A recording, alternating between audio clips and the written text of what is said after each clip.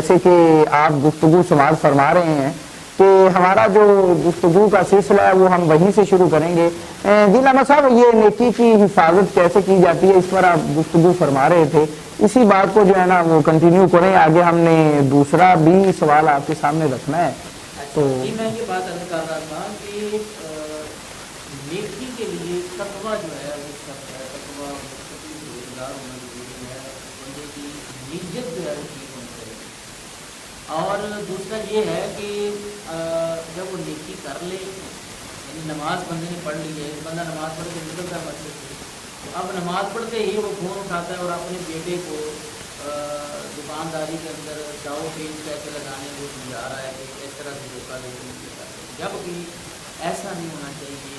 جب میں نماز پڑھی اللہ تعالیٰ نے فرمایا ان الصلاۃ تنہیٰ عن الفحشاء، وہ نماز کا مطلب ہے تمہاری نماز قبول نہیں ہوئی، کیونکہ نماز جو ہے وہ بندے کو برائی سے بچاتی ہے، برے کاموں سے بچاتی ہے. نماز ایسی چیز ہے کہ جب بندہ صحیح طریقے کے ساتھ نماز پڑھ لیتا ہے تو اللہ تبارک و تعالیٰ کے بندے کی نماز کو قبول فرما دیتا ہے. اس وقت پھر وہ بندہ برائی کو برائی نہیں سمجھتا. اللہ تعالیٰ نے قرآن مجید میں ارشاد فرمایا، جب بندہ صحیح طریقے سے نماز پڑھتا ہے اس وقت پھر وہ برائی اسے پتہ چلتا ہے کہ یہ برائی ہے. یہ نیکی والا کام ہے، کیونکہ آج ہمارا موضوع یہ ہے کہ نیکی اور برائی بندے کو پتہ تو ہونا چاہیے یہ راستہ نیکی کی طرف جاتا ہے، یہ برائی کی طرف جاتا ہے، یہ برائی کی طرف جا رہا ہے. لیکن کئی بندوں کی حالت یہ ہو جاتی ہے. اللہ تعالیٰ کا قرآن مجید کے اندر یہ فرمان ہے، اللہ تعالیٰ نے فرمایا کہ یا ایھا الذین آمنوا اتقوا اللہ ولتنظر نفس ما قدمت لغد واتقوا اللہ ان اللہ خبیر بما تعملون. کہ اے ایمان والو، اللہ سے ڈر جاؤ اور اپنے آنے والے کل کے بارے میں غور و فکر کرو کہ تم نے کل کے لیے کیا بنایا. آگے جو میں آیت کریمہ آپ کو سنانا چاہتا ہوں یہ ہے وَلَا تَكُونُوا كَالَّذِينَ نَسُوا اللَّهَ فَأَنسَاهُمْ أَنفُسَهُمْ أُولَٰئِكَ هُمُ الْفَاسِقُونَ. ان لوگوں کی طرح نہ ہو جاؤ جنہوں نے اللہ کو بھلا دیا. اگر ہو جاؤ گے تو فَأَنسَاهُمْ أَنفُسَهُمْ، اللہ تعالیٰ تمہیں تم سے ہی بے خبر کر دے. یعنی تمہیں برائی کی پہچان نہیں رہے گی کہ برائی کون سی ہے، اچھائی کون سی ہے. یعنی جب بندہ گناہ کرتا ہے، حدیث مبارکہ میں آتا ہے کہ اس کے دل پر ایک طرح سا سیاہ نقطہ لگ جاتا ہے. اب وہ اپنے آپ کو اگر بچا لے اس گناہ سے، گناہ کی کیفیتیں کتنی ہیں.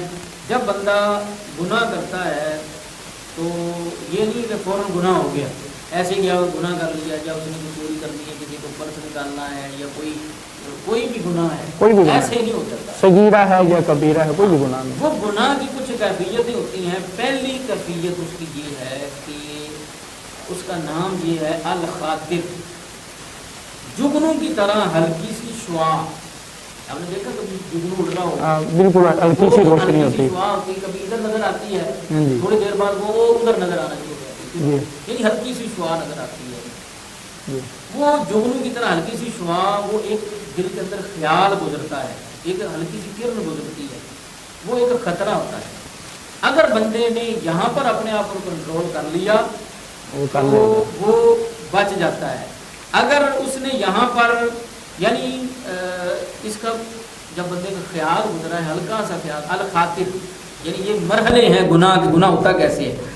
تو اگر تو اس نے یہاں پر کنٹرول کر لیا اپنے اوپر، تو اس کی یہ بھی مثال سمجھ لیں کہ کوئی چور چوری کرنے کے لیے آئے تو زمین گیلی تھی، تو وہاں سے وہ گزر کر گئے تو ہلکے ہلکے ان کے پاؤں کے نشان وہاں پر پڑے ہوتے ہیں. تو اب یہ جو الخاطر گزرا ہے، بندے نے یہاں پر ہی کنٹرول نہیں کیا تو یہ جیسے وہ چور نشان چھوڑ جاتے ہیں، ایسے ہی اس کے دل پر ہلکے سے وہ نشان چھوڑ دیے اس نے. تو اب اس نے وہاں پر اس کو سنبھالا نہیں ہے، تو آگے جا کر اب یہ نشان پڑے ہوئے ہیں. اب بندے نے اس پر کنٹرول نہیں کیا تو اب یہ خاطر کی طرف دل جو ہے، جو نفس ہے بندے کا، حدیث النفس، وہ بار بار اس کو اس کی طرف مائل کرتا ہے. یہ دوسری گناہ کی طرف مائل کرتا ہے، وہ اس کو بار بار اس کی طرف خیال کرواتا ہے. تو اگر یہاں پر بندے نے کنٹرول نہیں کیا تو تیسرا مرحلہ جو ہے وہ آتا ہے الہم. یعنی گناہ، برائی، معصیت، نافرمانی، شہوتیں اور اس کی لذتیں، یہ تھوڑی تھوڑی بندے کو گناہ کی لذت محسوس ہونا شروع ہو جاتی ہے کہ وہ خیال آنا شروع ہو گیا. یعنی 2 مرحلے اس کے بچنے کے ہو گئے، گزر گئے، اس کے 2 مرحلے، تیسرے مرحلے پر وہ ہے، وہ بتاتا ہے اگر یہ گناہ کر لو گے تو اس کی یہ لذت تمہیں ملے گی، یہ سکون ملے گا. کہ تمہارے پاس 500 روپے ہے تو یہ اس بندے کی جیب سے تم 1,00,000 روپے نکالو گے تو اس 1,00,000 روپے سے تم بہت کچھ خرید سکتے ہو، امیر ہو جاؤ گے، سکون کی زندگی موٹر سائیکل خرید سکتے ہو، یہ چیزیں تمہیں مل سکتی ہیں. تو وہ اس لذتیں اور شہوتیں نفس اس کو دلاتا ہے. اب بھی اگر بندے نے غور نہیں کیا، اس پر بچنے کی کوشش نہیں کی، چوتھا مرحلہ آتا ہے الفکر. تو فکر جو ہوتی ہے نا، یہ زیادہ دیر رکنے کو کہتے ہیں. فکر کہتے ہیں زیادہ دیر کسی چیز کو ذہن کے اندر رکنے کو. تو چاہت کو بھی کہتے ہیں. تو اب بھی اگر اس نے کنٹرول نہیں کیا تو اب 5واں مرحلہ آ جاتا ہے ارادہ. اب بندہ ارادہ کرتا ہے کہ ارادہ جو ہے وہ حرکت کو چاہتا ہے. ارادہ چاہتا ہے اب حرکت کر، اب یہ پرس نکال لے، کام کر، اب کر لے. یعنی نہ اس نے الخاطر پر، نہ اس نے حدیث النفس پر، نہ اس نے الہم پر، یہاں پر ابھی طرح اس نے کنٹرول نہیں کیا اپنے اوپر.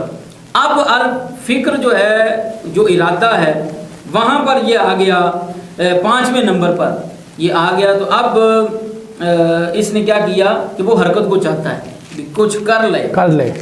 اب چھٹی پوزیشن جو ہے وہ یہ آ جاتی ہے کہ رضا.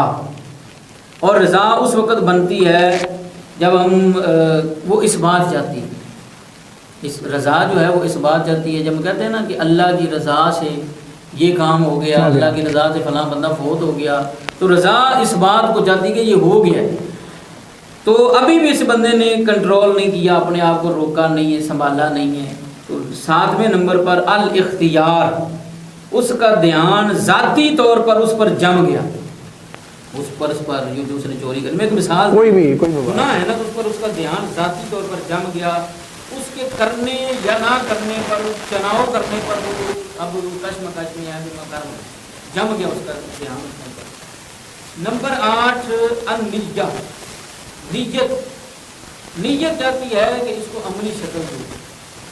ابھی بھی اس نے اپنے آپ کو جو ہے وہ نہیں روکا، کنٹرول نہیں کیا. تو 9ویں نمبر پر العزیمہ، اس کو عزم بھی کہتے ہیں، مضبوط ارادہ کر لینا، یعنی کہ اب میں نے کر گزرنا. اب 10ویں نمبر پر القصد، اردو میں قصد ارادے کو کہتے ہیں. تو اب یہ فائنلی ہو گیا اس بندے کے کاش مکاش میں کہ 10ویں مرحلے میں وہ کیا کرتا ہے، وہ القصد جو ہے وہ فائنل ہو جاتا ہے، وہ کھیل کی شکل دینا چاہتا ہے، یہ کام اب کر لیا. یعنی یہ جو گناہ بندے نے کرنا ہے، یہ 10 مرحلے جو ہے ان سے گزر کر، پہلے تو بندے کو یہ لگتا ہے نا ایسے بندے نے آگے کر لیا، لیکن ایسا نہیں ہوتا. وہ بندہ 10 مرحلے سے گزر کر پھر وہ ہاتھ ڈالتا ہے اس گناہ کو. اس میں آپ کوئی بھی گناہ لے لیں، زنا ہے، شراب ہے، بدکاری ہے، کچھ بھی ہے، وہ بندہ 10 مرحلے سے گزر کر اس گناہ کو کرتا ہے. یعنی اس نے اپنے آپ کو کنٹرول نہیں کیا. جیسے کہ اللہ نے فرمایا وَلَا تَكُونُوا كَالَّذِينَ نَسُوا اللَّهَ فَأَنسَاهُمْ أَنفُسَهُمْ أُولَٰئِكَ هُمُ الْفَاسِقُونَ. ان لوگوں کی طرح نہ ہو جاؤ جنہوں نے اللہ کو بھلا دیا. جب یہ بندہ گناہ کر رہا ہے، گویا کہ اس نے اللہ کو بھلا دیا کہ میرا رب مجھے دیکھ رہا ہے. حضرت یوسف علیہ السلام 7ویں کوٹری میں چلے گئے. حضرت زلیخا نے ان کے گناہ کی طرف مائل کرنے کی کوشش کی، لیکن ان کے دل میں خیال آیا کہ میرا رب 7ویں کوٹڑی میں بھی مجھے دیکھ رہا ہے، اور ارادہ کیا کہ یا اللہ مجھے اس گناہ سے بچا لے، میں نے یہ گناہ نہیں کرنا. جب یہ ارادہ کیا تو دروازوں کی طرف دوڑ لگائی. جیسے ہی دوڑ لگائی، دروازے بند، تالے لگے ہوئے، تالے ٹوٹتے گئے، دروازے ٹوٹ گئے.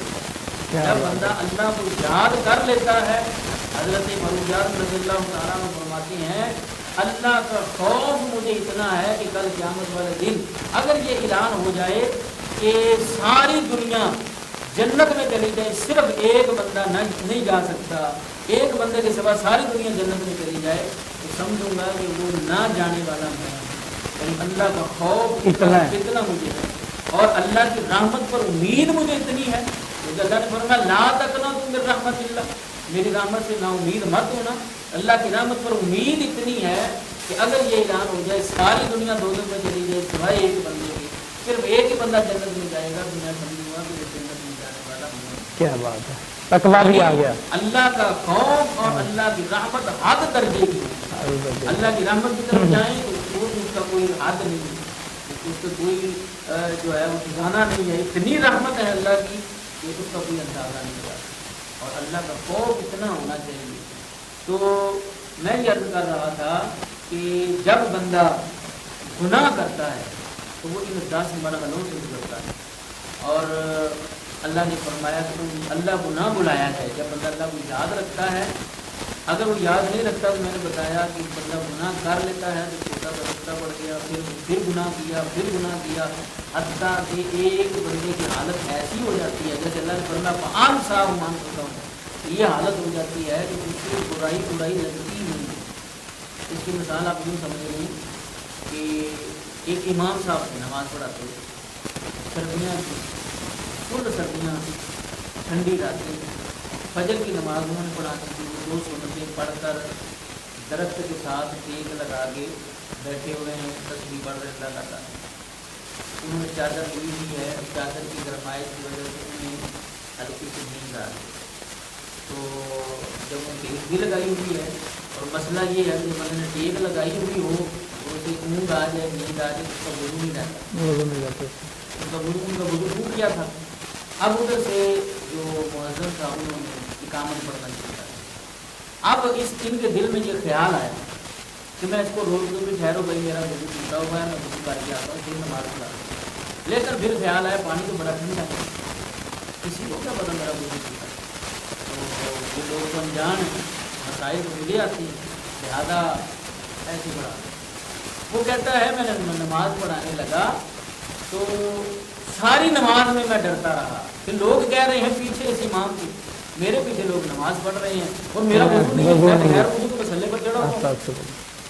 تو اب ان کا ساری نماز میں ڈرتا رہا. کیوں؟ اس لیے کہ میں بغیر وضو کی نماز پڑھا رہا. تو یہ بندہ عیسائی ہو گیا تھا، اس نے اسلام مذہب چھوڑ دیا تھا.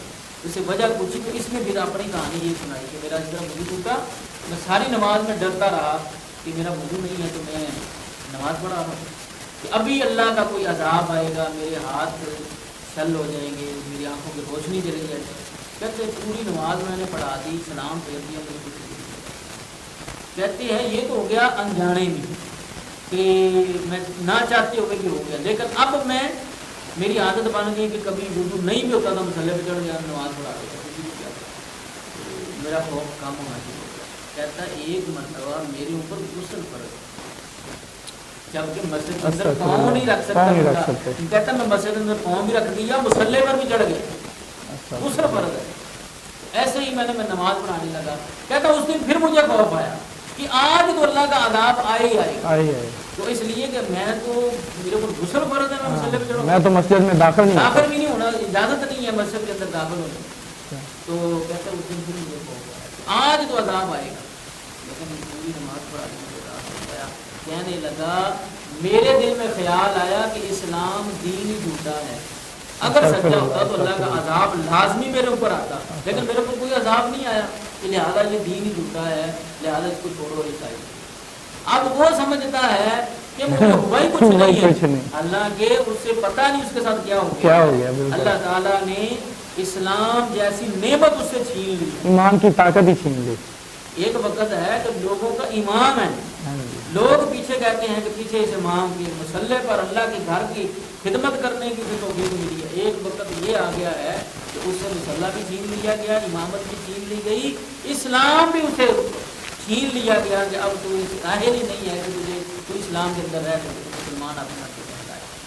وجہ کیا ہے؟ بلا تکونوا کالذین نسوا اللہ فانساہم انفسہم اولئک هم الفاسقون. ان لوگوں کی طرح نہ ہو جاؤ جنہوں نے اللہ کو بلا دیا. اگر ہو جاؤ گے اللہ تعالیٰ تمہیں تم سے بھی بے خبر کر دے گا. ناظرین بڑی اچھی گفتگو جاری ہے نیکی اور گناہ کے موضوع پر. تو ہمارے ساتھ ایک ننھے ثنا خان بھی موجود ہیں، بریک کے بعد انشاءاللہ ان سے نعت بھی سنیں گے. ابھی ایک وقت ہوا ہے چھوٹے سے بریک کا، بریک کے بعد دوبارہ پھر حاضر ہوتے ہیں.